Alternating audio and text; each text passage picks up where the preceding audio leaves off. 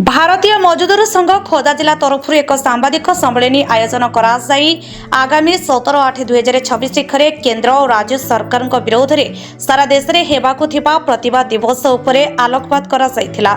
भारतीय मजदूर संघ बीएमएस रांचीठारे होइथिबा 161तम केंद्रीय कार्य समिति केकेएस निष्पत्ति अनुसार आसंता 17 अगस्त 2026 तारिख में सारा भारत में समस्त जिला मुख्यालय रे श्रमिक हितरे प्रतिवाद दिवस आयोजन करने को निष्पत्ति होइथिला।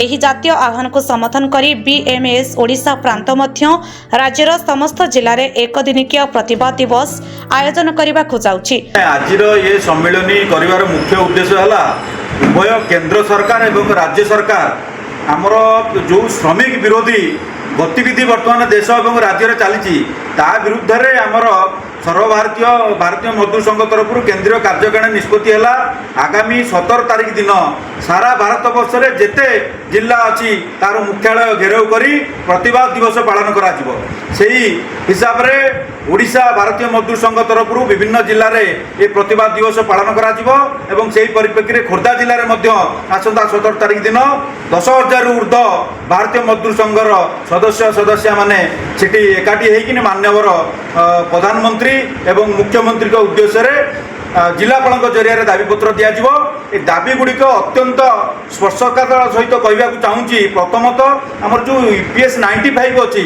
तादर पेनसन आजिकल 1000 टकार कौन हो आज्ञा सेटा को 7,500 करा तादरे जो महंगाई भत्ता जोड़ा जाऊ ईएसआई ईपीएफ एवं जो बोनस लिमिट अच्छी द्विगुणित करा समान काम को समान दरमा दि जाऊ।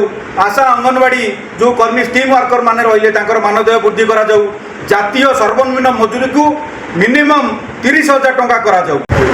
आज सम्मेलन डकाई आगामी 17 अगस्त 2026 रे भारतीय मजदूर संघर केंद्रीय कार्य समितिर निष्पत्ति अनुसार खोर्धा जिला एवं सारा ओडिशा रे भारतीय मजदूर संघ प्रतिवाद दिवस हिसाब से पालन करुच्ची। जो प्रतिवाद दिवस आम पालन करामर 11 दफा दाबी नहीं आम प्रधानमंत्री एवं मुख्यमंत्री उद्देश्य दाबीपत्र प्रदान करने जो सम्मेलन आयोजन कर जो दाबी रही ईएसआई जो 21,000 रही मिनिमम वेजेस सेटा को आमर 42,000 को उन्नीत करा ईपीएफ से भली डबल करा ईपीएफ लिमिट को डबल करा एवं ए स्कीम वर्कर जो मैंने रही आशा अंगनवाड़ी से दरमा वृद्धि तुरंत करा समान काम को समान दरमा मिलू एवं जो बैंकिंग दिवस रही 5 दिनिया बैंकिंग दिवस करा ता सहित आमर जो एलआईसी मेडिकल डेवलपमेंट ऑफिसर माने रही से डेवलपमेंट ऑफिसर मान को बहिष्कार न करा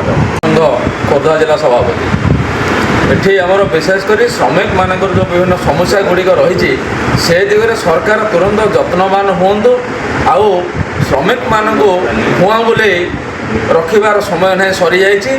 भारतीय मजदूर संघ जो डिमांड गुड़िक रखिंट तुरंत आ दिगरे विचार कर समाधान करूँ। विशेषकर ठिका श्रमिक जो व्यवस्था रही उच्छेद करूँ। समान काम को समान दरमा दिंतु। ये श्रमिक खुशी रहिले राष्ट्र मेरुदंड सशक्त हम। भारतीय मजदूर संघ कहे प्रत्येक श्रमिक जो हक रही पारिश्रमिक ठीक ठाक मिलू। Bureau report Utkal mail TV.